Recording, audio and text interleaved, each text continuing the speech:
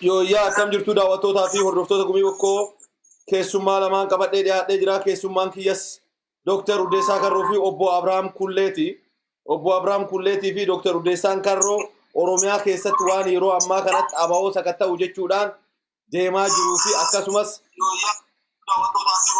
isaan kanarratti marii gabaabaa isaan waliin goona jenna. Beeksisa tokko qabaa. Beeksisa kanas gargaarsa gaafachuu teeti. Gargaarsa kana obboleessi keenya addisuun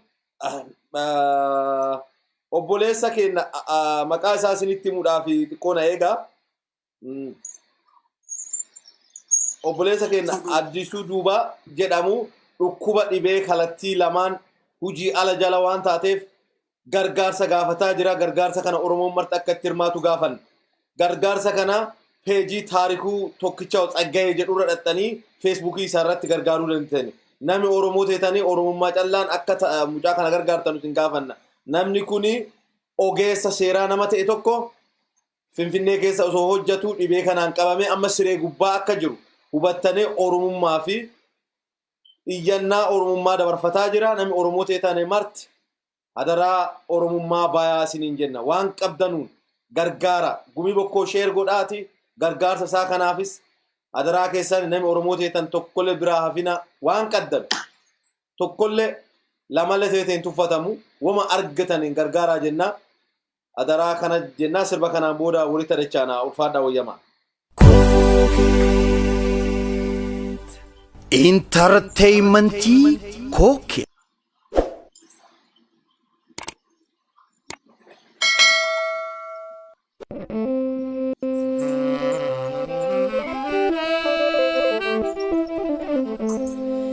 Bineensi nyaachuu baree nama furiin filatu namni safuun beekne gocha isaa suuriif naman safeeffatu akka mootii kalee harkaa farma muraa dhaloon isaa har'aas deebi'ee dhufeera.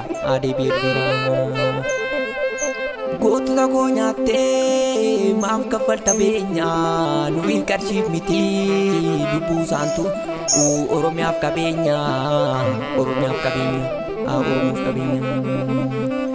Uummata koo dararaa yoo takoo sidhaa eenyutu kurmamaa ajjeefamuu fedha. Uummata dararaa yoo takoo sidhaa eenyutu cunqursaa ajjeefamuu fedha. Paartileen siyaasaa maaliif ol qoqqoonnaa kaba kibbaa maraan kaa tokko taana diinas ni mo'annaa. Namatti himu malee namatti hin hidhanii yoo isheen foolattee hundeen buqqisanii. Barumaan dararamnaa barumaan ajjeefamnaa nuti ilmaan Oromoo akkamiin mirga dhabnaa jirana.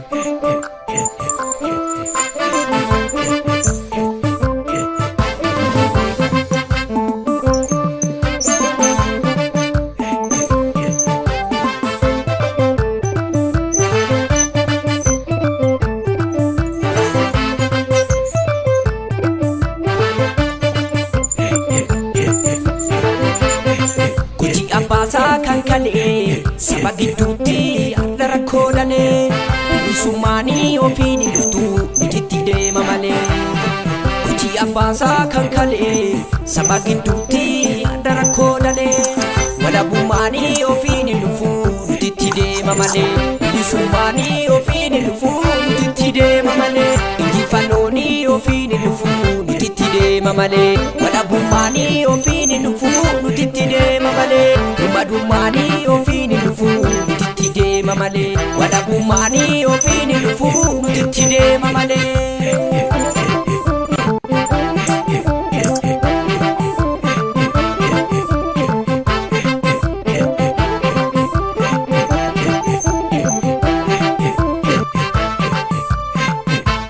Hacaaluu ajjeesuu qabsoo Oromoo jabeessa malee hin laaffisu. Ilmaan Oromoo shaneedhaa jedhanii ajjeesu. Qabsoo Oromoo yoomuu hin dhaabsisu. Qabsoo Oromoo yoomuu hin dhaabsisu.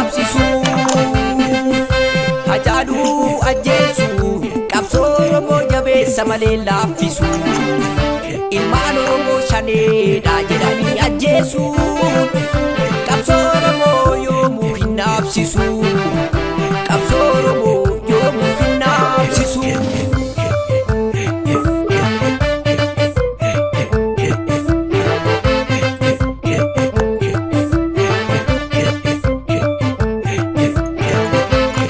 Somni nama oolchaa malee nama bulchuu ajjeessa fi nu hidhaa gabroo fataan nu bulchuu ajjeessa fi nu hidhaa gabroo fataan nu bulchuu somni nama oolchaa malee nama bulchuu ajjeessa fi nu hidhaa gabroo fataan nu bulchuu ajjeessa fi nu hidhaa gabroo fataan nu bulchuu somni nama oolchaa malee nama bulchuu ajjeessa fi nu hidhaa gabroo fataan nu bulchuu ajjeessa fi nu hidhaa gabroo fataan nu bulchuu ammuma yeroo namaamaa diina buqqisuu namaamaa ammuma yeroo namaamaa kan labsinu labsii bilisummaa ammuma yeroo namaamaa diina buqqisuu namaamaa.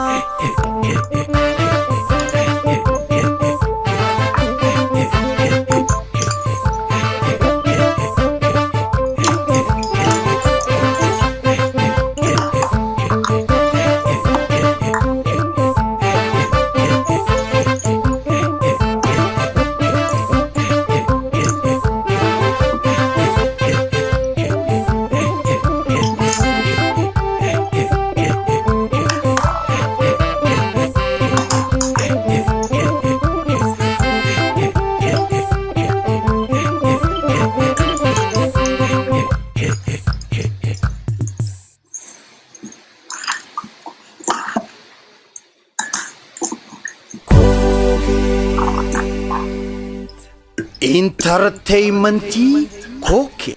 Yoya doktor. Yoya aye ufada wayama.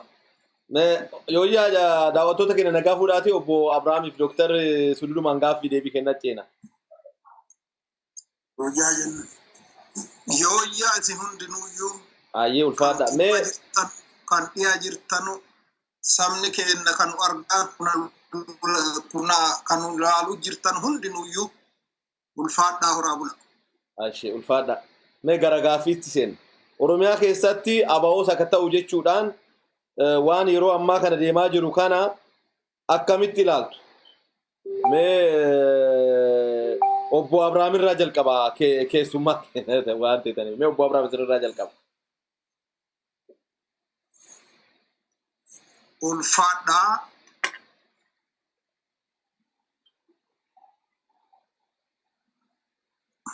Nagamu obbo Abrahaam. Hello? Itti fufaa. Na dhageettami? Eeyyee. Baay'ee galatoomaayyee waaqni si eebbisuu guddisee galatoomfadhaa miidiyaa gumii bokkoo waa'ee akkanaa duukaa buutanii waan tokko irratti akka haasofnu akka uummata gurraan geenyu waan nulle dhiyeessitaniifi ulfaadhaa kabajamaa jedhaa.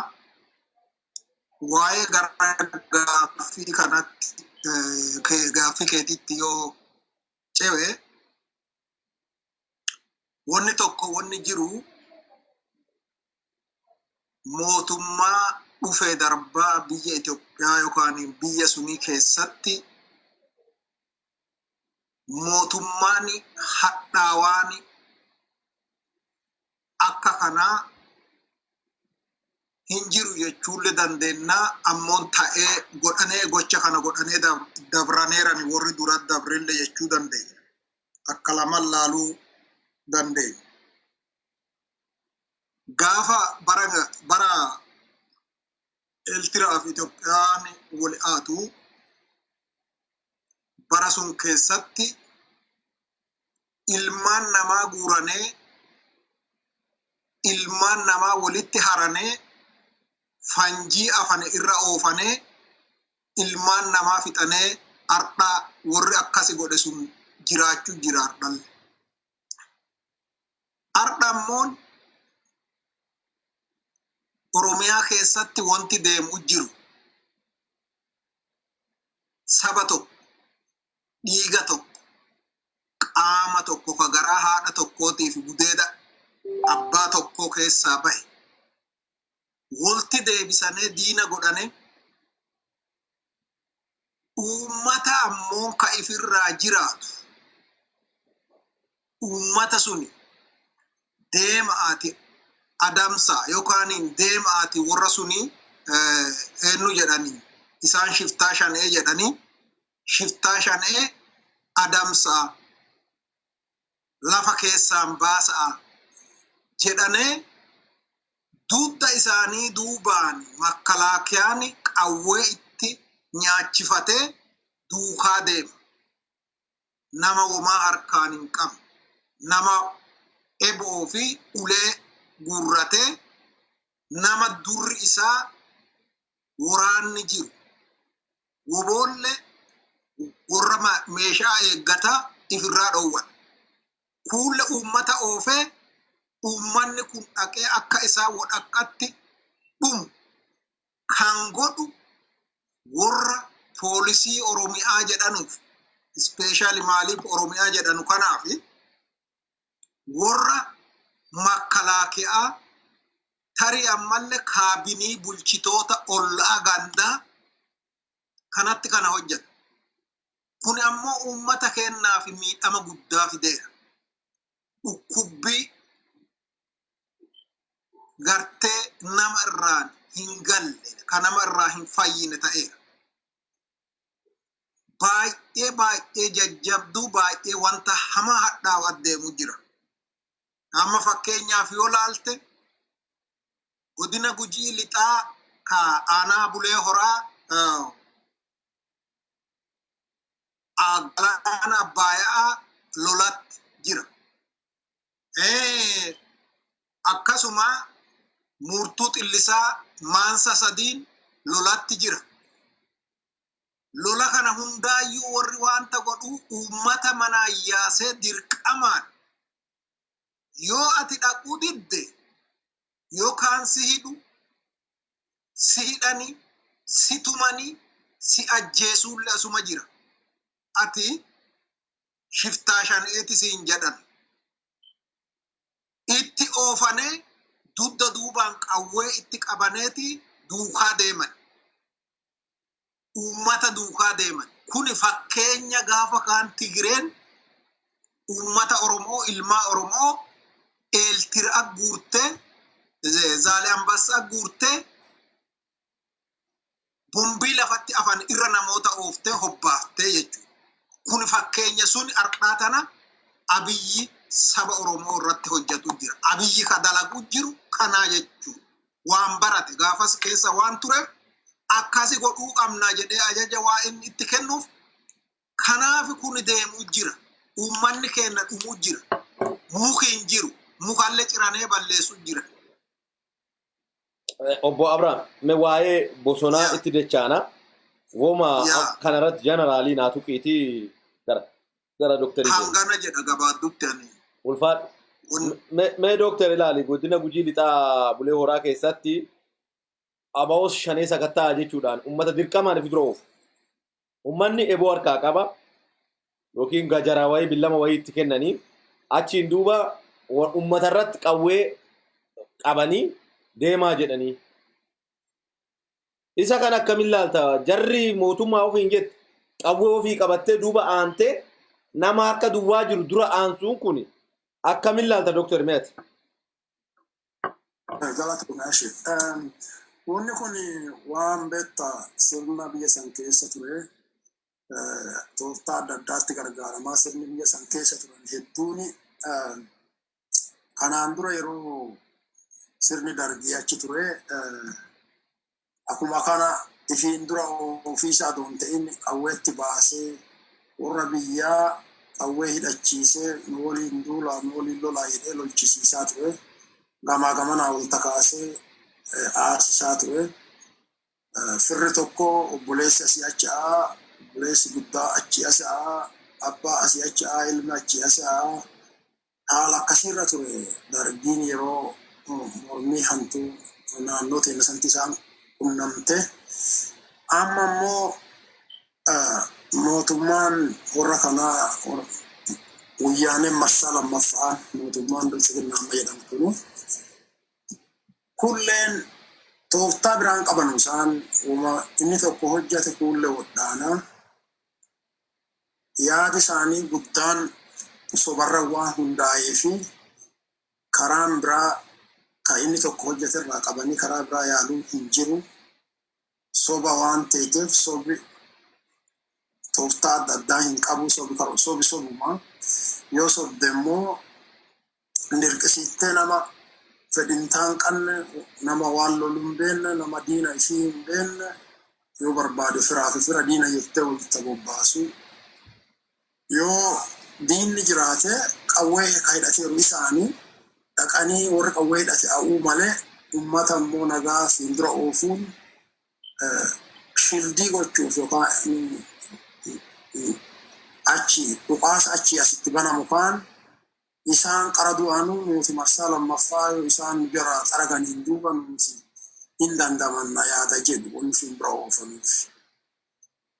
Tokko isaanii lammaffaan warra achi asi awullee fira isaanii waan ta'eef yookaan isaan keessaa warra baay'ee waan ta'eef isaanummaa walijjeessamu qara yaada jedhu. Sadaffaan akkasii goonee isaanuma walii wal waraansinnee yoo akkasii wal takakaanyee wal jibbanii isaanummaan wal mormanii akkasii nurra qabsaa'uu dhaaban yaada jedhu. Kana sababaan nama fiindura oofanuuf. Kanaaf uummati keenya kijiba mootummaa Itoophiyaa yeroo adda addaa tooftaa isaa kan jijjiiran bifa addaan kan bifuma tokkochaan mana adda addaa ideensisanii akkasitti ilaaluu qaba uummati keenya.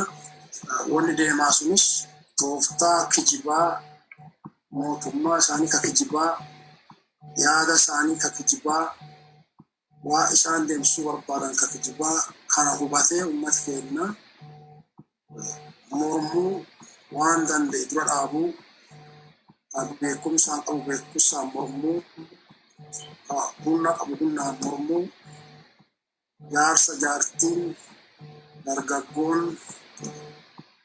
qeerroon qarreen shamarran kun hundumtuu dura dhaabatee ifirraa qolachuu qaba.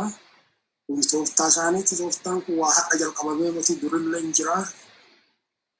Irraan jijjiiranuu walaasisuu walitti kaasuu gargar qoqooduu ka beeki keessaa guuranii ajjeesuu kanuma tooftaan isaanii kana itti bartee yoo kana ofirraa qolattee mirga keetii raggaasisuun dhoogguun danda'an jedha gabaabumatti. Ayyee ulfaadhu wayyame. Mee obbo Abrahaam yoo argitee jiraatte amma godina Gujii keessatti bosona kana keessa abaa'oo jira jedhanii ciraa jiru bosona. Bosona ummata dirqamaan qawweetti qabanee akkuma dhaqaa lolaa jedhan san bosonallee ciraa jiru. Kanaan dura Mallasee Zeenaawii Baalee keessatti bosona gubuudhaan godina Gujii karaa Sawwaanaa san akkasumas karaa Anfaraaraa lafa jedhamu kanatti bosona gubee am gaafa sanii barataa kutaa 7 baradhaa dhaqnee dhaamsuudhaaf deemneerra barattootni Oromoo immoo yuunivarsiitii Finfinnee fi yuunivarsiitii adda addaa baratan dhufanii hamma lubbuun isaanii dabartutti Sawwaanatti bosonni Sawwaanaa baay'ee guddaa ta'e jedhee Mallas kan Abiyyi guddifate bosona santi ibidda qabsiisee ture. Akkuma san amma bosona Gujii keessatti ciraa jiru Bunnoo Baddallee keessatti bosonatti ibidda qabsiisaniira. Arga Oromiyaa guutuu keessa waan isaan tolchaa jiran laalame. Isa kana maaliif fayyadamuu barbaadan gaafa bosonni kun gumatee lafarraa dhaabe fakkeenyaa fi gogiinsa lafaatti dhufaa miidhama uummatarraan gahaa bosona kana dhabamsiinne abaa'oo dhabamsiinne duri nama Oromoo dhabamsiinne innaan abaa'oon dhabama jedhanii itti milkaa'uu dhabanii har'a immoo bosona ciruu kaaniiru. Kana maaliif godhu jettu obbo Abrahaam yaa gubanuuf ciran kana? Galatoomee ashee. Beetta mammaaksi tokko akkana jedha. Oromoon durii yoo mammaaku waan jedhu arbi biyya itti jiraatu baala raamaa arbi hin raamaa jedhan hin dheedan jedhama. arbi biyya jiraatu fedhu biyya itti jiraatu fedhu baala raamaa arbi biyyaan ba'u ammooni jirma jiruu fi hitta jirullee waliin raamaa jedha waan cufa fixee barbadeessee lafas irraa deemaa jechuudha. Mootummaan kuni warri mootummaa amma jedhee ofii yaamu gartee ka namummaa afaanii mootummaa jedhee mootummaa kenneef kuni wanni xiyyeeffannaa isaanii bosona ciranuuf tanaan dura wanni godhamaa ture godina Bulee Horaa aanota hunda irratti aanaa akka Gooroo Doolaa aanaa akka gartee Galaan Abbayaa aanaa akka kunoo Sooddaa kana hunda keessa ture Sookkee Saakkicha lafa jedhanu tana buna uummataa irraa cirsiisaa turan gaafa abarraan jiruu jechuudha. Baadallaa boqqolloo gartee gaa'e irraa ciranee balleessa. Xeefii tuulaa jirtu gubaa. Garbuu tuulaa jiru gubaa. Wanna gartee sila boru hojii itti oolu. Wanna galtee boru isaaf faayidaa qabu irraa ciranee walirraa balleessaa turan. Balleessisiisaa turan. Ardhammoon sa irraa fixane. Hujii hiyyoome amma nami gaafa hiyyoommate nami gaafa gadi deebi'e mirga ifiitillee falmatuu hin danda'u. Maal jennaan dhabeera waan ta'eef beela'eera waan ta'eef humna hin qabu paaworii dhaba. Paaworii kana amma karaa midhaaniitiin xumurreerra dhabsiinneerra womaa harkaan hin qabanu. Kanaafuu maal godhuu qabna warra kana balleessuu hin dandeenyu sammuu uummata kanaa keessaan baasuu hin dandeenyu sammuu uummata kanaa keessaa aba'oo baasuu waan hin dandeenyeef muka ciruu qabna bosona ciruu qabna wayyaaneen gaafa kaan hin gubde nuti ammoo bifa jirjirree ciruu qabna lafti sun goggoguu qabdi. Marri goggoguu qaba. Horiin waan nyaatu, re'ettiin waan nyaatu, hoolaan waan nyaatu, loon waan nyaatu dhabuu qaba. Uummanni kun gaafa beela'ee cabee jedhe harka nu jala qabata. Gaafas ammoo warra kana hin jibbaa. Kanaafuu kana godhuu qabnaa jedhee xiyyeeffannaa ittiin saba kana garboomsu sagantaa warri nafxanyootaa ilmaa Habashaa baaftee Abiyyi kennite piroojeektii isaan warri dalagaa jechuudha. Kuni dalagaa uummata keenya jilbeessisuu barbaada. Yoo jedhu Gujii qofaaniti. In general Oromiyaa yookaan saba Oromoo kan ta'e wanni bosona irra ciranuuf wanni gartee lafa isaanii hunda yookaan midhaa isaan tuulatane tuulat ka galfatane gootaraa keessatti waliin gubanuuf akka sabni kun beela'u akka sabni kun dadhabu akka sabni kun jilbeeffa sabni tokko gaafa beela'e sabni tokko gaafa waa dhabe humna hin qabu paaworii dhaba. Fakkeenyaaf yoo sii fuudhe laal godini Gujii lamaanuu karaa hin qabu bishaan hin qabu. Warri kuni yeroo bonaa dhukkeen kaatee samii sanitti dhaaban.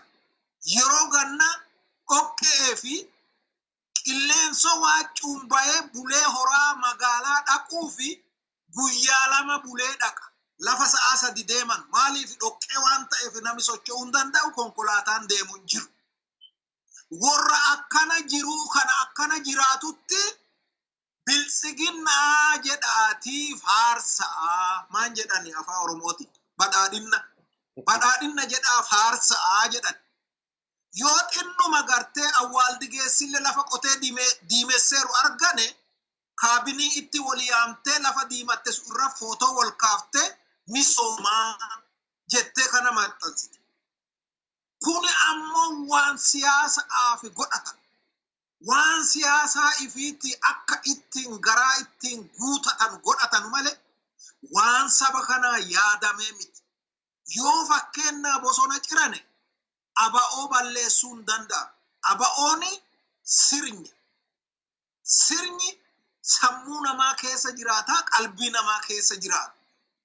Yoo sila deebisuu, yoo sila aba'oo balleessuu barbaade nami kun yoo ifi beeku taate, yoo siyaasaa beeku taate, gaaffii aba'oon qopheeffate hamma danda'e irraa deebise aba'oo jedhee nama ari'uu, nama hidhuu, nama ajjeesuu, ilma namaa lafa irraa duguuguu dhiise deebii isaan gaafatan, deebii sabni Oromoo gaafatu deebisee yoo jedhe gaafasi balleessaa jechuudha yaada kana. Gaafa sun hin taane waraanaani balleessinaan Haile Sillaasee yaaleera, Dargii yaaleera, Mallesi yaaleera, Mellesi lammaffaa ka ammaa Jawwichi Abiyyi jedhan kun yaaleera.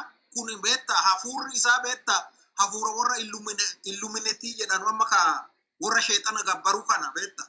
Dhiigaan malee jiraatuu hin danda'u. Yoo dhiigi namaan dhangala'ini hirriiban arga. Sheexana sunti dhiiga fedha. Kanaafuu warri gartee maallaqa uummata kana dhabsiisane yookaan ikoonomii saba kana dhabsiisane saba kana jilbeessisuu barbaadan. Sagantaa isaa hojjetan, sagantaa isaa halkanii guyyaa bahaati.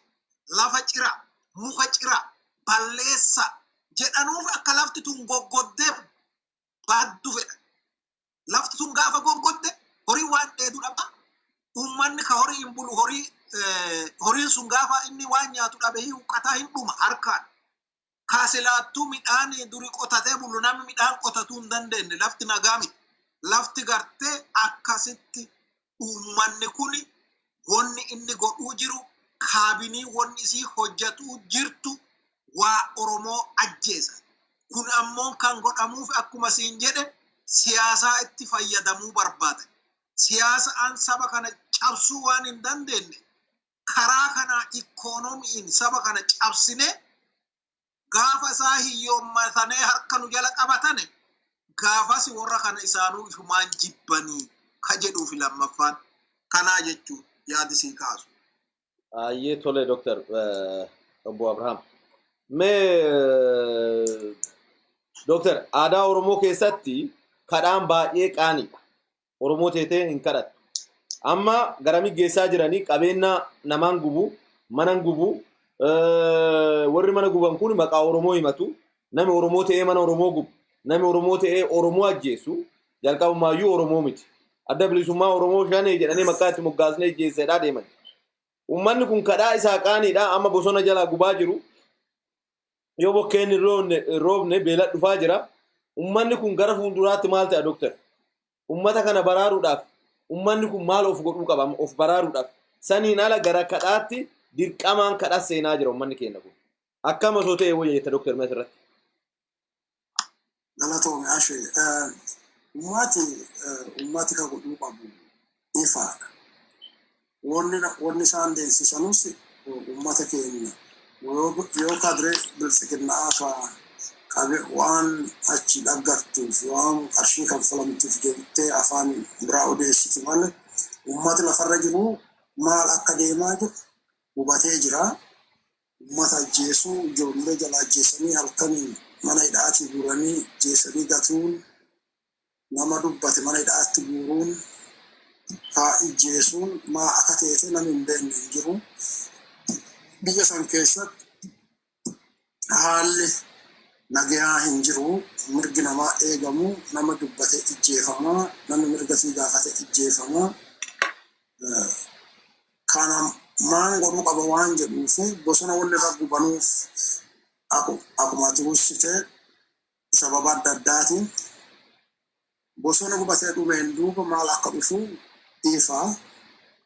Bosona gubuu callaa adoo hin ta'in kaa ijjeesuu, kaan saamuu, yookaan lafarraa baqachiisuu ultimate goolii yookaan wanni isaa achiivii godhuu barbaadanu akka uummatni sun sodaatee wanni kun Muhammeetti miidhaa jirti jedhee isaan fudhatee isaan jala gadi jedhee mirga fiifirraa fonqolchee isaanii kennee isaa akka barbaadan kaabaa kibba dhiyaa fi lixarra itti babal'ifatanii sirna fiilii saamaa kanaan dhimma qabeenya isaanii akka saaman dhaqasaa itti qophaa'aa jiranu ummati wanni kun waan takkatti callaa jira. Wanni sunis ofirraa fonqolchuuf ofirraa dhoggachuu yaalu. Mirga keetii yoo kennitee mirga keetiif isaansisuu duutee badduu kun dhalootumaanuu hin danda'amu waan dhaloota waan nama teeteef waan yookaan lubbuu qabaatteef lubbuun jiraachuu fi carraaqii godhuu qabdaa. Carraaqiin sun ka ijjeesa si balleessiisaa ta'u, ka saamee si balleessiisaa ta'u, ka lafata irraas fudhatee lafarraa si ari'uu barbaadu akkana si ariina mormachuun dirqama waan ta'eef mormachuu callaa baasa. Yoom keessaa baana jedhu gaafii san calla. Yoom keessaa baana jedhu bor ta'uu danda'a, iftaan ta'uu danda'a, waggaa lama ta'uu danda'a, waggaa sadi ta'uu danda'a, waggaa 50 ta'uu danda'a. Garuu yoo mormanni akka keessaa baanu shakkiin hin jirtu. Kanaaf uummata wanni godhuu qabu qabeenya saadoo saamanuu cal'isuu qabu, mana saadoo irra gubanuu cal'isuu qabu, ijoollee saadoo jala ijjeessanuu cal'isuu qabu, jaarsa adoo ijjeessanuu cal'isuu qabu, jaartii adoo ijjeessanuu cal'isuu qabu. Diinni qawwee hidhatee nama immoo qawwee hidhanne siin dura oofaa cal'isanii dura yaa'uu hin barbaachisu. Namuu waan barbaade ofirraa dhoggachuu karaan jiru. Kana immoo yoo karaan nagayaan jiraatin okolee diddu okkotee didu jedhanii karaa nagayaa yoo didatee hagi du'ee hagi hafe immoo mirga fiitiif irraa fonqolchee mirga fiitiif mormatee mirga addee ta'e tokkotti mirga fi kabachisiisuu dirqama dhalootaati kun waa hafaatii miti. Nutti isinii beennaa waan jennu fudhadhaa nuti warra Itoophiyaa ijaaruu isin warra Itoophiyaa diiguu yaadu kun Itoophiyaa keessa waggaa baay'ee itti hojjeteera warri mootummaa Itoophiyaa ifiin jedhu. Warri mootummaa Itoophiyaa ifiin jedhu kun uummata isaan filatee hin beeku. Biyyi warra Itoophiyaa jedhamti waggaa 150 akkabaabii jiraatteerti akkama jirtu kanatti guyyaa yeroo takkaallee uummata lafa sanii mootummaa san filee hin beeku. Hundumti isaanii ana isinii beekaa yookaan nutti isinii waa isin barbaadan beeka yaada jedhu qabatanii dhufanii haga ammaa nama isaanirraa fudhatee hin jiru. Haga bulii dhumarratti yookiin du'anii yookiin baqatanii yookiin makiinaan gadi baasanii ijjeessanii akkasiin taayitaarraa bu'anii inni kunillee wanni akinni irraa bu'uun karuma sanii irraa bu'a. Yoo karaa dhibeensa karaa warra isaan duraa sanirraa hin gorin isaallee wanni eegatawuma sani. Maaniif uummata kun dhuma garboomee isaan jala buluu hin danda'u. Mirga fiitii mormachuu waan jiraate jiraachuun dirqamadha. Nama huma du'ee baduu hin danda'u. Haga murtaa'ee ijjeessan ta'a. Hafe immoo mormachuu wama jiraate. Dhumarra garuu mootummaa uummata balleessee hin beeku. Uummata garuu mootummaan balleessaa. Kanaaf uummati mormuu qaba jedhaan gabaabumatti. Wanni deemaa jira cunqursiisa. Nama cunqursuuf kana deemsisanii haga cunqurfamee kahafe immoo qabsaa'ee jalaa bahuu qaba. Qabsaa'uu qaba uummati jedha gabaabumatti. Ulfaadhu wayyam Dooktar. Tol. Mee godina Arsii keessatti fakkeenyaa fi godina Arsii lama keessatti Baalee dabalatee akkasumas Jimmaa fi warra gara godina Harargee kanatti shanee nyaachistan jechuudhaan uummata baay'ee dararaa jiru ammas. Ni beekama godinni Gujiitii fi Wallaggaa ifa beekamaadha. Higa Abiy aangoo koreen jalqabee yakka godina keessaa raawwatamaa ture. Amma dabalataan godina kana keessa amma ijoollee reebuun hin jira, hidhaan hin jira. Milishaa ta'e dirqamaan, milishaa gandaa nuu ta'uu qabda dirqamaanii. An jiraachuudhaaf isin qawwee hidhattanii gara isin ergeetti hidhattanii duutu jira jedha. Waan akkasitti jira. maali mootummaan kun jiraachuudhaaf dirqamumaan an fedhii kiyyaan ala isaa dhaqee loluu qaba akkamiin laaltu obbo Abrahaam shanee nyaachistan jedhanii immoo nama reebuun kun shaneen jedhamu kun eenyunni mee obbo Abrahaam shaneen eenyu jettanii laaltu mee sinnatti hima yookiin obboleessa kiyyaa akka tasaatti yoo si nyaachise midhaanan si nyaachisee jennaan maqaa sitta moggaafatanii sababa keetiin ajjeesuun na reebuun ati Oromoodha Oromummaa keetti nagaa shaneedha siin jedhanii kana godhaa jiru akkamiin laaltu sun galatoome asheekiyya maal jennaan gabaaddumatti yoo deebise dubbiin jirtu takka duri niitii waan jette jedhanu kiyyattiin qayyannaa kan keetitti immoo hidhudoofnaa jettee jedhan mana isiitti qayyisanii ka ammoo masaanuu isiitti itti udaanii jechuudha. Kana jechuun maqaan shanee jedhamu pileeti maan jedhani taargaa ittiin uummata Oromoo kana yakkan. Uummata Oromoo kana bara Minilikii irraa jalqabanii hanga guyyaa har'aatti maqaa itti moggaasaa ajjeesaa turan. Yeroo jalqabaatiif biyya Itoophiyaa keessatti sabni akka saba Oromoo har'a juntaa jedhanii maqaa juntaa jedhanu itti moggaasanii fixuu jiranu akka uummata Tigiree.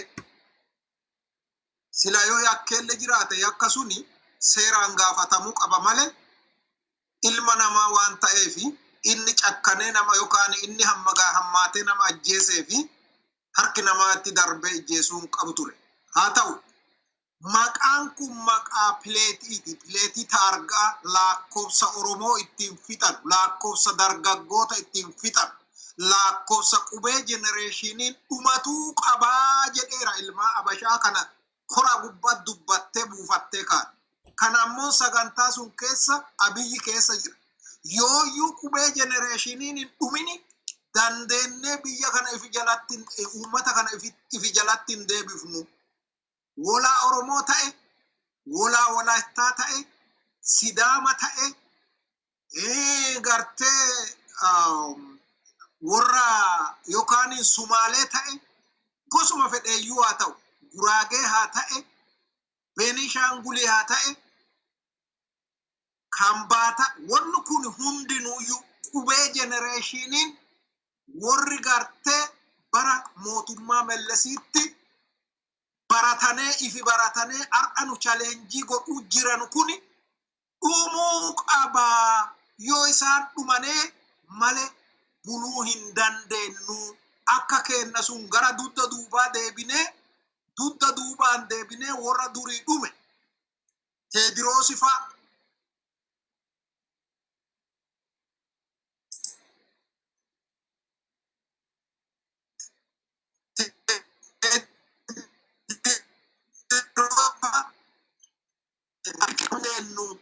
kanaafuu wanni nu godhuu qabnu qubee jenereeshinii lafarraa balleessuu qabna. Yoo qubee jenereeshinii lafarraa balleessine warra sun faarfatuu dandeenya. Sagantaa dullacha kenna durii yuunitarii sun deeffachuu dandeenya jedhanee waan kana buufataniif taargaa tumatan. Kun taargaa akka konkolaataa taargaa itti tumatanii lakkoofsa suni shanee jedhan. Shanee dhaabi shanee jedhanu hin jiru addunyaa kana irra. Shiftaa shanee jedhan dhaabi shanee jedhanu hin jiru. Nuti dhaabi kennaa adda bilisa baasaa Oromootii jedhee miidiyaa addunyaa kana irratti ifi baasee haasa'u jira. Addi bilisummaa Oromoo jira. Afaan tokko wanni ammoo woboo ka jedhamu jira. Kana yaamuun barbaadan isaan kuni addi bilisummaa Oromoo akka isaa adda bilisummaa Oromoo hin jenne lammaffaani addi bilisummaa Oromoo already seeraan galmaa'ee boordii kijibaa ka amma boordii filannootaa jedhanu ka namni tokkochi akka fedhe deemsisu sun keessa galmaa'ee seeraanii waraqaa seeraa argatee filannoo deemna uummanni nu gargabbaasuuti nuti kan falmannu bilisummaa sabaa fi sallammootaati fi nuti kan falmannu guddina sabaa fi sallammootaati fi walabummaa sabaa sallammootaati fi miicamuu irraan ikoonomii yookaan gadi bu'uu irraa akka guddannu kanaaf hojjanna jedhee taa'ee falmachuu jira. Kana biraan dabranii isaan maqaatti moggaasanii shanee kan jedhanuuf kanaa jechuudha. Bara Mellesiitti OLF jedhanii fixaa turan ilma Oromoo. Ardhammooni shiftaa shanee yookaan shanee aba'oo shanee jedhanii waan maqaan qabne waan seeri malee ilma Oromoo irratti raawwachuu jiran. Kun kana. Lammaffaa ammoo yooyyuu akkana jedhanee shiftaa shanee jedhanee sagantaa gartee adda bilisa baasaa Oromoo kana hin yakkini dura dhaabbatuu hin danda'a. Bara hunda wanni biyyi yookaan gartee uummanni Itoophiyaa keessa jiraatu uummanni Habashootaa wanni inni aba'oo sodaatuufi sagantaa aba'oon baafate kana hin jaalatan hin fedhan. Isaan wanni isaan fedhan maali? Ol aantummaa isaanii walqixxummaan nuti jennee dubbannee labsannu ka addi bilisummaa Oromoo walqixxummaa hiree ifi murteeffannaa jedhee laffatu warra Habashootaa biratti gadi aantummaa fakkaata. Gaafa isaan nama ajajin, gaafa isaan nama hiisisin, gaafa isaan nama ajjeesin akka fedha isaanii gaafa isaan hin godhatini gadi aantummaa isaanii. Kanaaf wanta kanaaf kana baafatanii jechuudha. Kana tumatanii akka taargaa nama maxxansaa nama kaan fixanii jechuudha. Kun ammoo ka ammaa Baale keessatti, Arsii keessatti, Wallagga keessatti, Harargee keessatti kuni amma baratameera bari. Kuni baratamee bari Oromoo. Bara dheeraa tumamuu jira, ajjeefamuu jira, hidhamuu jira, shiftaa shanee deeggartanii, shanee nyaachiftanii jedhanee haadhotii teenna hin tumani, shamarran teenna hin gudeedani, jaarsa hin ajjeesani, jaartii hin ajjeesani, ijoollee lafaan dhuftu lattuu lafaan dhuftu hin fixani. Kuni waan baratamee jechuudha mootummaa Itoophiyaa jedhan. Kan dhufte tun akka koroleerii gammachiis baanu Itoophiyaan Oromoo nyaatte malee hin gabban. Ilmaa Oromoo nyaatte fixxe malee hin gabbanne. Kanaafu isaan wanti sagantaa isaan qabanu wanti amma isaan warra kana irratti duulanii ijoollee tana halkanii guyyaa dubartii ta'e dhiira ta'e cafaqanee isinii shanee nyaachiftanii jedhanuufi akka ittiin siyaasaa kana hojjetanii uummata kana ifi jala cabsan. Gara kaanii ammoo ka sadaffaa akka uummanni kuni aba'oo gadi hin dhiifne beekan. Gaafa dorgommii seenani aba'oo akka isaa injifatu diidatti beekan. Akka durii kaan korojoo hanna jechuufi qubee jenereeshiniin qeerroo fi qarree halkanii guyyaa jala dhaabattee asoo isaa ijjeesanuu jala dhaabattee itti iyyuu jirti nutti hin lakkiftu. Kanaafuu waan goonusu hundaayyuu godhuu hin dandeenyu warruma bosona jiru kanaan sababanne cafaquu qabna, dadhabsiisuu qabna, beektota isaanii hayyoota isaanii hidhuu qabna, hiinee rakkisuu qabna. laamshessuu qabna. Qabeenya laamshessuu qabna.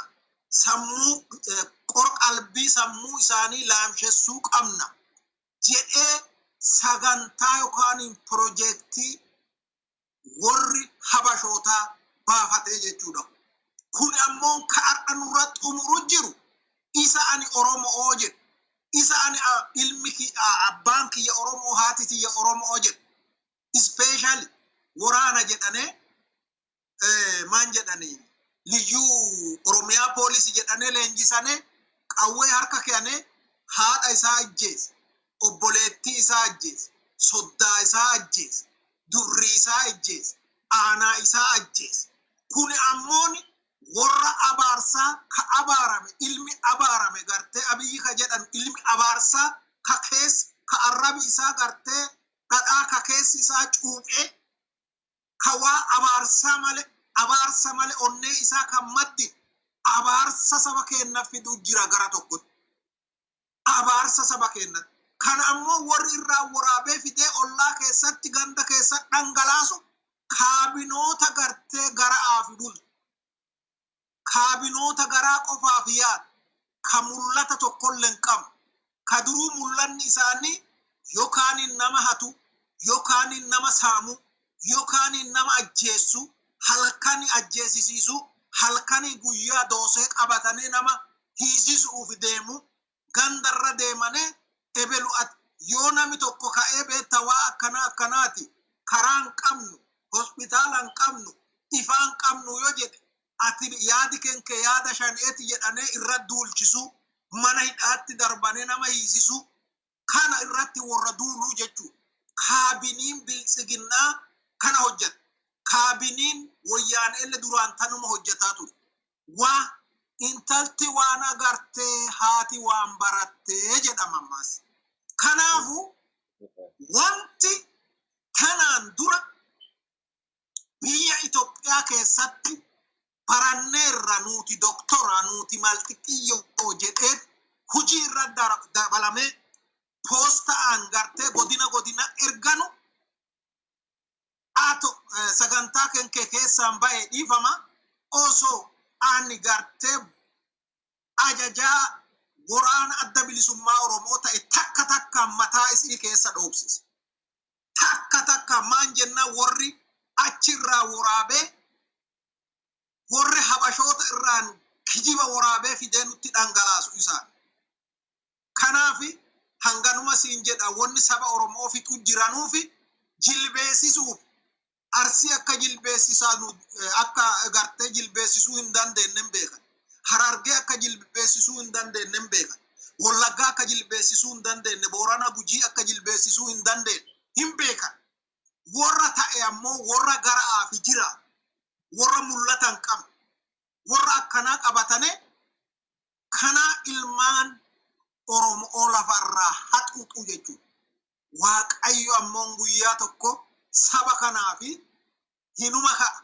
Sabni kun ammoo akkuma amma itti falmatetti hidhaana isaa hidhate dhala'aa fi korma'aan halkanii guyyaa ibidda itti bobeessee sirnya nafxanyaa yookaan hin gartee sirnya habashoonni fiddee nurra gurmuu keenya dudda keenya irra keettee daakuu irra nu daakkisiisuu barbaaddu kana ifirraa buusuu fi kibbaa fi lixaan hidhatee ka'ee akka amma jiru kanatti waraana adda bilisummaa Oromoo bira dhaabatee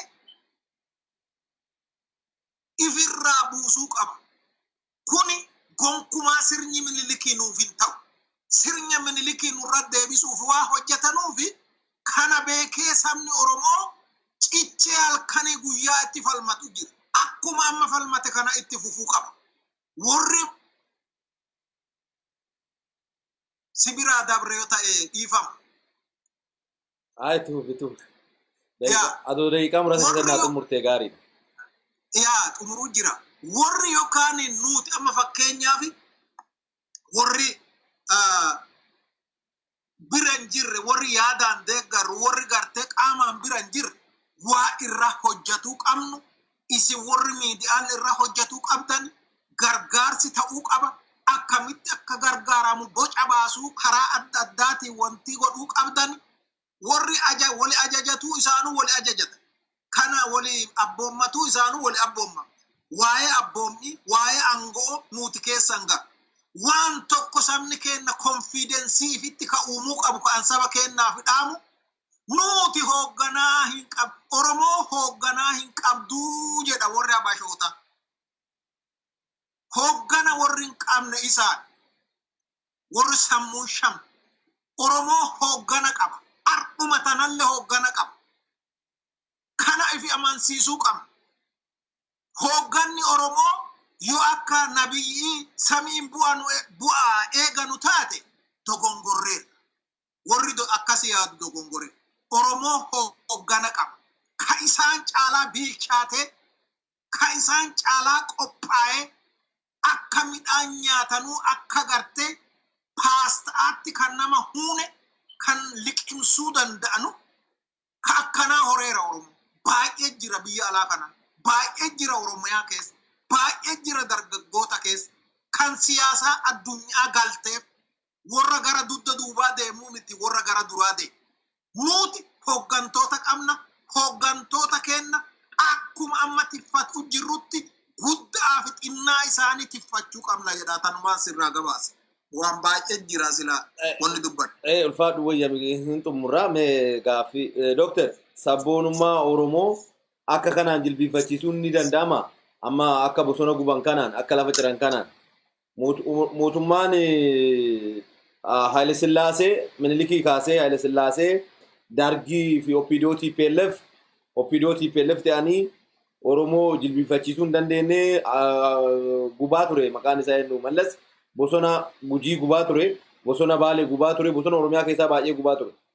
Garuu akka saniin galma hin geenne Mallasis har'a warra kalee galma wal guba waliin ta'anii Oromoo irra badii dalagaa tura waluu nyaatanii ada wal balleessanii amma immoo Oromoo balleessineedha ammas Oromoo irraa bosona ciraa jiru. Dooktar Oromoo sabboonummaan saba kanaa waan kanaan ni caba jettee yaadda? Naa gaggabaasaati gaaffii kanatti aansinee gaaffii xumuraa sin gaafadha. Galatoome kuni waan beektaa akkasuma nama waan beektaa waggaa dheertuu lafarraa harkifamaa wadhaanamaa carraaqaa dhaqaniif jibbaata waan ta'eef kun akka inni hojjanne warra irra hojjetamu dhiisu warra hojjetullee hin beeku. Maanii fi siyaasa takka isaanii qabeenyaa saamuu waan kana olta naqanii waan biraa saamatanii biraa baqachuu waan akkasii irratti xiyyeeffataniira malee adoo mormiin baddu teetee adoo Oromummaan baddee aadaan takkatti warra kaabaa callaan biyya tana keessa biyya Itoophiyaa jedhan san keessatti banqaaquu qabdu teetee amma yoonaan banqaaqi turtee maalii fi Haile Sillaasee waggaa 45 irratti hojjetee hin dadhabee dhumarratti goolsiin keessaa fuudhanii ijjeesanii Dargiin itti aamee waggaa 17 irraa hojjetee Dargiin boqlaa kaafatee baqatee badee Guyyaaneen dhuftee kan oguma sirreessa jettee gama fiitti danqattee fuula dura federaalizimii keettee cinaa deemtee immoo dhagaa hindirraa feetee galchaa sukkaara jettee birrii istaamaa turte. Dhumarra amma isiilleen nama dhugaa lafarra ka'uu dhabanii Oppidoo jettee warra beektaa duddaan nyaattee achi barbaarota warra akkasiirra naqaa turte. Achi barbaarota sun jala teettee waggaa 27 barattee laaltee nuutu akkas godhuu dandeenya laakkaa jettee irraa fuutee ammatti fuutee jechuudha. Kanaaf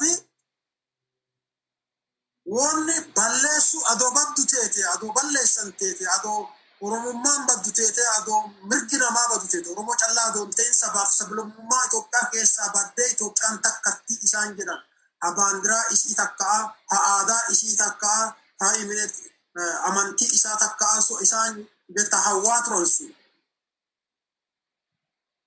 adoo dhaabattu teetee sirna kana ammasiin laakkaa kana guma keessaa hin dhaabatti turte garuu biyyi tokko ka jaaramtu waan lafarra jirtuun jaaramti muka lafarra jiruun mana jaaran jedhan mootummaalleen ka jaaramu kadiree adoon ta'in fedhiltaa diktaatirotaatiin adoon ta'in mootummaan ka jaaramu ummata lafarra jiruun jaaran ummata lafarra jiru sa ammoo kaan balleessanii kaan kun biyya saniif hin tolu, afaan saba sanii hin tolu, aadaan saba sanii hin tolu, afaan qoonqoo nama hin hoosinne ka qoonqoo namaa keessatti dansaa warra saniiti, aadaan dansaa warra saniiti jedhanii biyya ijaaranii hin danda'an. Maaniif wanni lafarra jiraa nuti lafa san irratti lafa isaa amanu Itoophiyaa haga nuti jirru hin diigamtu jedhan. Lafa teennasa isaa Itoophiyaa jedhammoo waan barbaada haa jedhamu lafa san irraa nama baasanii hin danda'an. Isaan namarra jiru lakkisanii lafa san irratti xiyyeeffata. Isin Itoophiyaa gisee jedha isaan lafa san jechuu isaanii. Lafarraa saaman lafarraa qabeenya saaman san haga nuti jirru hin diigamtu jechuun soba. Maqaa sobaati isaan wanni irraa xiyyeeffatanii lafa san irraa akkuma goone kaan sonnee kaan addan agarree kaan dubbii sana mataa keessa gunnafachiifnee irraa saanna jechuudha dubbiinsa. Tun haga barame Itoophiyaan takkattiin jedhan sun kijiba. Itoophiyaan takkattiin hin jirtu. Itoophiyaa yoo Itoophiyaa teetelle jiraatelle dhabaattelle ummatoota Itoophiyaa garuu hin jiraata. Kana nami fudhata. Biltsiginnaan fudhattemo fudhattuu dhabaattemo biltsiginnaan maan teeti yoo innaa jettanii akkuma mangistuu Almafaaraa teetefateeti akkuma Mellas Zeenaawii sirni Mellas dhaabateeti akkuma Haile Sillaaseen fateeteeti wanni haaree hin jirtu. Gaafa isaan saqqalanitti sirban waan jedhan callatti nugumaa hin dhagginaa yoo guyyaa jedhu callaa hin beekne malee yoo akka kanaan deeman isaan akkatti sirbanii yookiin boolla keessa ta'ii yookiin roppilaa kaafattee dheettaa yookaan addee tokkotti makiina keessa waliin baasanii yookaan guruppii isaallee akka karuma warri isaan fakkaatu deeme akka deeman shakkiin qabu.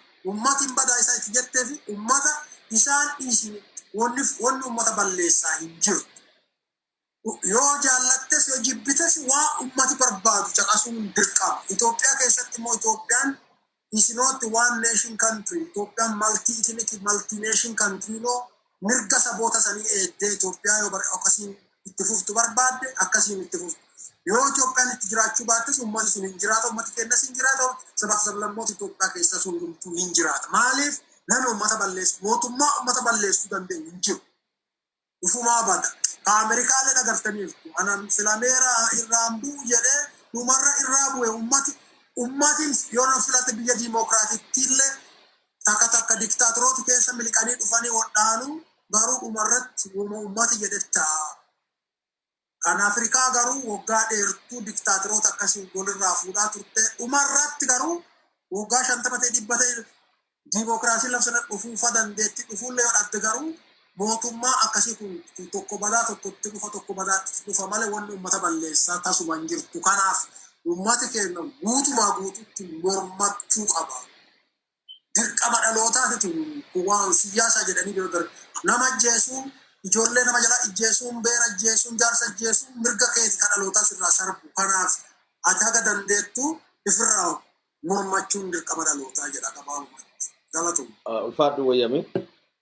Waan gaarii kaaste akkuma warra isaan dadee akkuma warra isaan uumatee itti fayyadamaa tureetti akka meeshaatti itti fayyadamaa tureetti isaanillee boru akkuma isaan warra isaa uumate godhan kana isaanillee oolchu jette Dr. Baay'ee waan gaarii kaaste. Kooraan Haile Sillaasee nyaate dargiin lakkisne TPLFis akkasuma godhee biltsiginnaallee hafu kun dhugaa waan jirtu kanuma warri biltsiginnaa deeggartan homaa gochuu hin dandeenyu dhugaa dubbatu callaa. Negaa fi xumuraatti isinii seena. Amma biyya keenya keessatti waraanni daangaa biyyaarrallee deemaa jira akkuma san naannoo Tigraayitiin deemaa. Tibban ammoo ajajaa waraanaa eenyu Alburhaani jedhamu abiyyitti lafa keessan isinii deebisanuun jedhee lafa keenya nuu kenne maal akka ijoollee garagalee waan dubbate duuba deebi'a jedhee jira. Isa kan akkamiin laaltu lafa anatu isinii kenna jedhee warra Suudaaniitiin dhaqee walii galee dhufee ammas deebi'ee immoo lafti Suudaan dhufteen weerartee jedhaa jira. Warri immoo yoo loli lolamu ta'anii egaa mooyis dhufeen booda dhufanii aangoo si harkaa fudhachuu barbaadan immoo amma lafa isaanii cadhisanii Walqaayitti raayyaan ka Oromoo ture raayyaa Xagadee maanii kenna jedhanii Suudaan dhuftee lafa qabatteerti lafa sanirraa dhoogatuu dhiisanii kana jira. Isa kan akkamiin ilaaltu Obbo Abrahaam? daqiiqaa muraasa keessan naa xumur ulfaadhu wayya horii bulee gaaffii kun gaaffii xumuraati siif yaa horii bulee waa hundaafuu amma danda'etti nan gabaasa gaaffiin tun silaa gaaffii keessa isii dheertuu gara baadhaadha haa ta'u yeroofu hin xumuraa duuba wanti amma waraanni gartee Sudaanii fi Itoophiyaa jidduutti uumamuu fi deemu already uumameera. Wanti kuni woma beetta hin beetti jennaani niitiin qeesii macaafa dhixxee jedhama ammas. Macaafa qulqulluu bishaaniin dibbinni gootee dhixxee waraqaa wanni dhukkee ba'e. Nami kun tanaan duralle gartee osoo waa'ee laga Abbayiitii fi bira gaaffite bira kutuuf hin jenne akka fakkeenyaa fudhachuu fi waan keessa silaa galuu hin barbaachinne dhufee biyya nu keessa jirru kana mootummaa isaaniitiin mari'achiise osoo gaafasi Jawaari wanni kun hin ta'uu womaa isaan keessan galchuu nuti yoo hujatuu barbaanne woma kenna hujatuu qabnaa yoo isaan nu gaafatan itti deebiif nu waliin mari'annee itti deebiifna malee itti geessuun qabanu womaa intermideetii nu barbaachisu iddoo jedhu deemee hatataa agasi geettu hunda fidee yeroo hundumaa waa'ee siyaasaa godhatanii Gibxii TPLF fi shiftaa shaneetii jedhaa kanaan gartee biyya fixaa turan. Ardhasi yoo taate nama amma jechi amma jedhanu kuni yoo bira jiraachuullee hidhamne wanti kun woma inni jedhu nami kun nama haga dhalatee guddatee ifi bareen nama dubbiin dhugaa afaaniin baateen beeku. Wanni an kana jedhuuf gaafa baasaboora jedhe Hararitti baasaboora jedhee dubbatee warra baasaboora biyya lamaa qabu jedhee dubbatee gaafas inni Chaayinaa deemee Jawaar irratti aggaammiin ajjechaa godhamtee nami haga du'ee galee gaafasi soorii obboleessa kiyyalle don jedhin galee Harari deemanii jennaan lammaafaa awwali gaafatte Oromoon Harari gaafasi warra gaafatan akkana jette jennaa ani akkana hin jenne akka gartee naannoo kennaatti akka Jimmaatti iskoortaa jechuudha. Iskoortaa fi baasaboora jechuun kun bi'iin jalqaba QS'n jalqaba waan kana nami hin beekne jira. Kanaafuu nama waa akkanaa fayyadamu nami kun waan dubbate waan godhu kanaayyuu woma nami godhi jedhee itti oofu dalaga. Woma gartee wanni inni waan gartee kana godha jedhee dhaqee achi kijibee warri ammooni maal godhuufi silaa kanatti galaayyuu. Waggaa 100 fi hagamii doktorii Uddeessaan dubbataa ture kanaan dura. Waggaa 110 fi hagamii jedhe doktorri. Harka Itoophiyaatu turte biyya bakkeen tun. Saniin dura odo Sudaanii harka turte eeyyee. Waan kana wama fincii inni warra garsiiseerutti wanta kana fide. Wanni amma gartee guuree gartee gad dhufe kuni kana ammoo akkam godhaa siyaasaa fi fayyadamuu barbaada. Warra sun karaa sanii gartee kun kana jira, kun asiin kana jira, rakkinna akkana qabna, waraana kana guuraa, kana fidaa, maalii godhaa leenjisaa jedhee karaa kanaan sababatee nama leenjifateeti humna dabalatee Oromoo irra bobbaasuu barbaada. Wanni inni barbaadumaan saba Oromoo cabsee sirni nafxanyaa akkuma jedhe waggaa 1,000 isin bitantanii akkuma jedhe sun oobjuu sun xumurachuu barbaada. Oobjuu suniif wanti kun taane fedha Sudaanii edon taane fedha Abiyyi mataa isaa. Fedha hooggantoota Abiyyi halkanii guyyaa barcumaa itti jirjiiruuti wanni kun. Saniin dura maal jedhaa turan? Eenyu Mokkonnen sun maal jedhaa ture? Amaarri meeshaa hidhatuu qabaa jedhaa ture. Ifatti ba'ee mootummaan tokko yoo saba tokko keessaa baasee akka saba ispeeshaalii tokko kaa'ee hidhatuu qabaa yoo jedhu maal si agarsiisa? Kuni wanta akkasii kanatti jira. Kanaafuu wanti isaan godhanu kuni woma ifii fidan. Kana fidanii ammoo kijiba kana uummata himanii uummata amansiisuu barbaadan. Akkuma fiddeen fixatuu qabdi. Akkuma fidatteen fixatuu qabdi. Ifiifuu fixee jedhan. Haa fixatuuti. Wanni uummanni Oromoo beekuu qabu osoo Sudaaniin ardhuma tanallee waraana itti bantee lafa sun gubbatti raayyaa ittisa biyyaatiin wali aatee akka bu'aa tokkolle nu'uufi saba kennaaf hin qabne tan hubatuu qaba.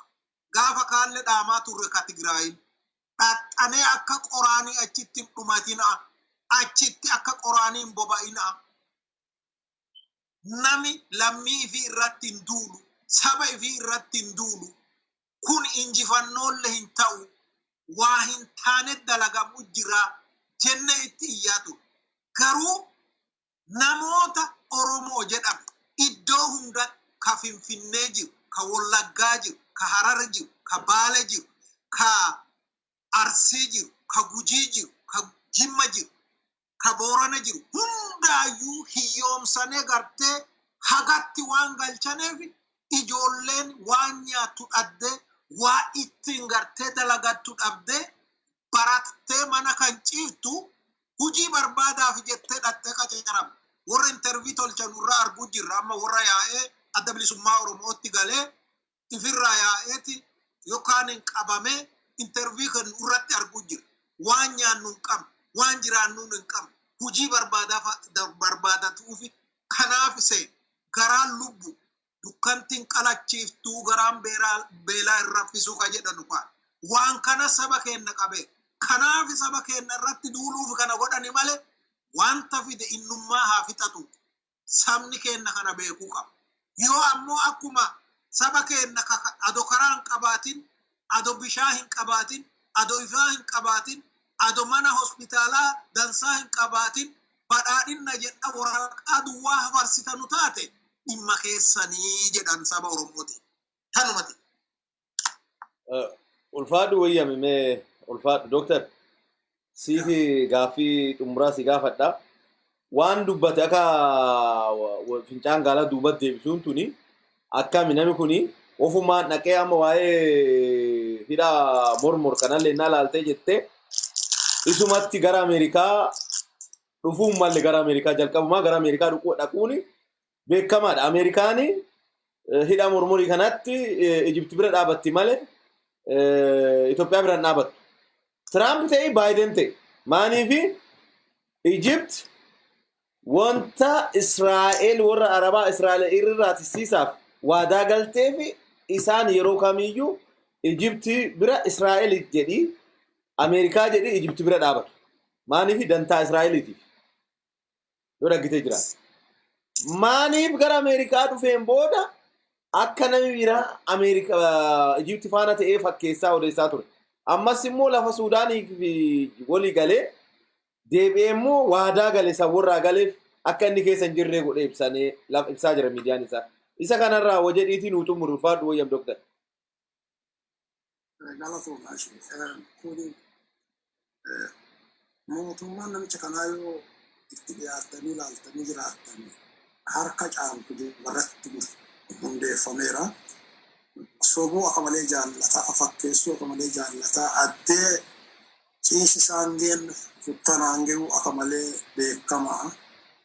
Kanaaf wanni inni kanaan dura godhe fakkeenyaaf hidhaa laga Abbayyaa sanii biyya Raashiyaa dhaqee gisee san waa inni jedhe waa warra san walii inni jedhe hin beeknu garuu akka achirraa hubachuu yaalletti Ameerikaan fa'aa waan qabdu jira fakkaata. Waa achi dhaqee hin godha jedhe asi deebi'ee immoo waan biraa haasaa fakkaatti. Ammallee wanni inni warra Suudaaniitiin jedhee waan san fakkaataan akka fakkaatti yoo jedhee jiraate keessa quban kan baru. Garuu kanarraa wanni hubattu maali waan hojjetu hin beeku. Nama biyya bulchuu beekumsa barbaachisaa. Hubannoo qabaachuu qaba. akka gaarii nama waan baay'ee hubatee naamusa nama qabu ta'e jechuu qaba. Hunduma caalaa nama beekumsa guddaa qabu nama qaroo ta'uu qabu barbaachisa. Asirratti hundoottee yoo nama kana bira qaddee ilaaltu hubannoo waan sanguma guutuu namicha kana irraa dhiphina mul'ata. Fakkeenyaaf obbo Mallas Zeenaawii yoo isa bira qaddee ilaalte obbo Mallas Zeenaawii gosa isaa gargaaruu barbaada malee akkas nama tokkootti akka malee nama qaroo ture. Dandeettii illee nama qabu nama malee sobuu danda'u nama waan deemaan hubatee danda'u. Namichi kun garuu akka inni waa hubannoon mul'isiisa waa hedduu jira. Fakkeenyaaf yooma hojii jalqabu siidaa Minilik fa'aa siidaa Haile Sillaasee fa'aa dhaabee hojii jalqabuun gowwummaa isaa agarsiisa qarummaa isaa adeemtee. Aduma warra san gargaaruullee barbaadde adoo beektaa lapheeta keessatti hojii warra sanillee jaalattateete gadi baachee uummata duratti waan san calaqqisiisuun harka walakkaa oli uummata Itoophiyaa keessa jiraatu immoo callaa doonte waan sirra jibbisiittuu fi waa akkasirraa fagaachuu qabda turte. Kun kan argisiisu maali? Wallaalummaa isaatii fi qarummaa dhabuu isaatii fi hubannoo siyaasaa gaarii qabaachuu dhabuu isa argisiisa. Hunduma caalaa nama malaan biyya bulchuu danda'u dandeettiin qabne ta'uu isaa argisiisa. Waan nama hedduu mufachiisa. Adoo seenaa Itoophiyaa kan gubbaa odeessan lakkistee seenaa Itoophiyaa kan lafarran nama hedduu itti amanu adoo hubannaa qabaatee jara san lamaan siidaa isaanii dhaabee hojii jalan qabu ture. Wanni sun sabaaf sablammoota Itoophiyaa hedduu irratti namni irratti maal hojjechuu barbaade namichi kun an jedhu gaafii akkaas achirraa jalqabe. Achi as waan inni hojjetu harka caalu kijibatti caalaa barbaada. Waan addee hojii isaan geenye addee dandeettii isaan geenye fakkeessuu nama ajjeestee gara maqeessii fakkaattee dhiyaachuu lafa gubdee ganama nama lafa gubatte ibidda bishaan itti gallaquu deemu fakkeessuu nama saqqaltee ganama dhuftee nama beektaa nama ajjeesu jibbitu fakkeessuu akkasidha. Xiyyeeffannaa isaa amala kashalabee tokko irratti hundaa'eera. Kana jechuun maal jechuudha? Inni waan godhuun beeku dandeettiin qabu warra isa dugda duuba jiranutti waan kana godhi jedhaani waan warra jedheessanis adoo xiinxalatiin godhe adeema jechuudha. Amma inni Meddemmer jedhe waan san fide Meddemmeriin kun maal akka dammaramu beekamu eenyu fa'aa akka keessaa qannasuu qabdu eenyu fa'aa akkatti dammaruu qabdu hin beekamu. Gubbaan isaa Meddemmer jedhaa jalaan immoo keessaa qannasaa dhandhee fixutti kaa'anii.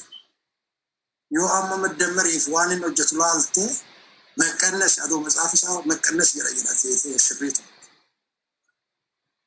Yoo meqqannesis ta'e Meddemmeris ta'e maani disipiliiniin namichi kun ittiin biyya san bulchuu barbaade maal yoo jette waanuma tokko keessaan argitu. Waan hedduu wal tajaambilii godhee barreessuu malee dandeettii qarummaa dandeettii biyya bulchummaa waan nama hedduu jaalachiisa. Waan inni hojjeturra waan inni dubbatu keessa waan hedduu jaalatta waan inni hojjetu keessa wanni tokko waan ati jaalattu hin jiru. Kanaaf wanni inni Suudaan waliin godhus yoo achi dhaqes waan biraa odeessuu danda'a. Yoo as deebus akkas yoo godhe jedhanii numa godha. Amma Suudaan biyya irraa qabattee jal'isee ta'uunsaa humna fixatee jira. Silaa hin haasanillee. Amma garuu humna hawuun hin qabu. Wanni jal'isee ta'eef san dhugaan jirtu san. Gubbaa garuu maal odeessanii Maari'aannee marii hinnaa isaanii inni akka nama marii waa hinne ta'e waa hedduurraa hubannee jirra. Afaaniin garuu waan akkasii akkasuma odeessanii. Kanaaf wanni inni godhaa jiru biyya isa akka biyyaatti waa ittiin fufsiinne biyyi sun akka biyya teessee ittiin fufne biyyi sun biroo diktaatiriidha. Humnaan bulchaa turanii nama ajjeesiisaan bulchaa turanii nama gargar qoqqoodanii wal takkaasiidhaan bulchaa turanii inni immoo caalaa haala ammayyaa kan amma jiruun haala durii dulloomaa saniin bulchiisa yaaltee caalatti gargar diigaa deemtaa jechuudha. Kanaaf walumaa galatti lolli isaaf Suudaan godhakkaa jiru Keeniyaa dhaqee waa inni dubbateen qaabattanii achisi hawaa jira lola hawaa jira. Eertiraa waliin har'a fira fakkaataa garuu geopolitical interest waan hin beekneef boru Eertiraan akka wala'uu danda'u waan tilmaamatan fakkaatu. Garuu walumaa gala wanni namichi sun godhu waan naannoo sanatti godhamuu qaburraa faallaa waan ta'eef wanni inni Suudaan waliin jedhee jiru akka waan guddootti fudhachuu hin qabnu waanuma lafarra godhaa jiru kanarraa waan fagaateera miti wanni Suudaan waliin jedhus. Suudaan callaa irratti yoo walii dhumatte dansa Dabuub Suudaan irrattis gadi bal'isuu isaa hin oolu. Keeniyaa jalalle marsiisee Onegin balleessina jedheera halchaa isaa achillee jirti. Kanaaf guutumaa guutuu yoo laalte lola babal'isuudha hojii isaa. Tigraay keessa lola deemsisaa jira. Beenshaangul keessa lola deemsisaa jira. Oromiyaa keessa lola deemsisaa jira. Bakka walqixxeessuu malee wanni isarraa hafe hin jirtu. Yoo kanan qabbaneessin Suudaan waliin homaa fiduu hin dandeettu. Qara biyya keessa qabbaneessuu qabda yoo dandeetti qabaatu. Kana jedha gabaabumatti ulfaadha wayyamaa baay'ee galatooma dhuftanii kan ibsitanii fi gaarii waan gaarii kaastanii namni kun biyya sanii diiguu deemaa nuti Oromiyaa keenya ijaarrannee jennaan waa'ee biyya sanii waan nagalchuu hin jiru. Mee daawwattootaa fi hordoftoota gumii bokkoo qophiin har'aaf qopheeffanne kana ammallee garuma addisuu duuba gololchaatti deebina. Addisuu duuba gololchaa gargaarsa uummata Oromoo eeggataa jira. Gargaarsi uummata Oromoo martii ummanni Oromoo anis goofandii banamee jira. Goofandii kana anis gumii bokkoo irratti fi feesbuukii kiyya dhuunfaarralletti achirratti isinii maxxansa.